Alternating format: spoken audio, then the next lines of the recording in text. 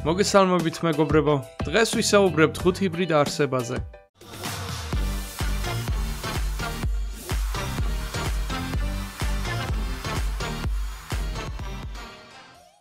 ნომერი 5. მულარდი. მულარდი ან მოულარდი არის შინაური პეკინურის და მუსქოვის იხვის ჰიბრიდი. ის ფერმერების მიერ არის წარმოებული და ხორცისთვის არის შექმნილი. პეკინურის და მუსქოვის ჰიბრიდის კვერცხის ინკუბაციის პერიოდი საშუალოდ 32 დღეა.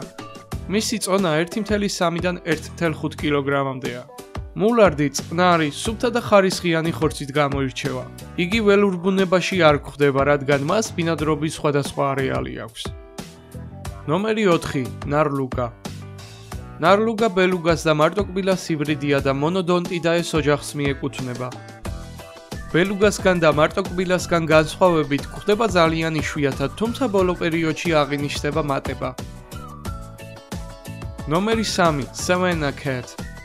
სევანას კატა შინაური და სერვალის ჰიბრიდია. სევანასთვის დამახასიათებელი ნიშნებია გრძელი სხეული, გამოწეული კისერი, გრძელი თათები და დიდი მომრგვალებული ყურები და უხეში კობლებიანი ბეწვი. სხვა სახეობებისგან განსხვავებით განვითარებული ინტელექტით გამოირჩევა. ნომერი 2. ბიფალო. 70-იან წლებში ბიფალოს მთელი ამერიკის მასშტაბით 6,000 რანჩოზე ამრავლებდნენ.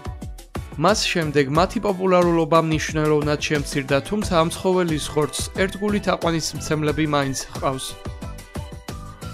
ნომერი 1. ვულფინი. ვულფინი შავი მამრით სელნამგალავე შაპისა და მდედრი აფალინას დელფინის ჰიბრიდია. პირველ ჰიბრიდს ერქვა კეკამაილუ, რომელიც ჰავაის ზღვის პარკში დაიბადა. ეს იყო მდედრი, რომელსაც შთამომავლობის მოცემის უნარი გააჩნდა. ნაშიერი ძალიან ადრეულ ასაკში გააჩინა და ახალდაბადებული მალევე რამდენიმე დღეში დაიღუპა. მიუხედავად ამისა, 1991 წელს კეკამაილუმ კიდევ ერთი ნაშიერი გააჩინა. მას პოხაიკეალოჰა დაარქვეს. 2 წლის განმავლობაში დედა ულიდა თავის ნაშიერს, მაგრამ საკვებს არ აჭმევდა. პოხაიკეალოჰა 9 წლის ასაკში დაიღუპა.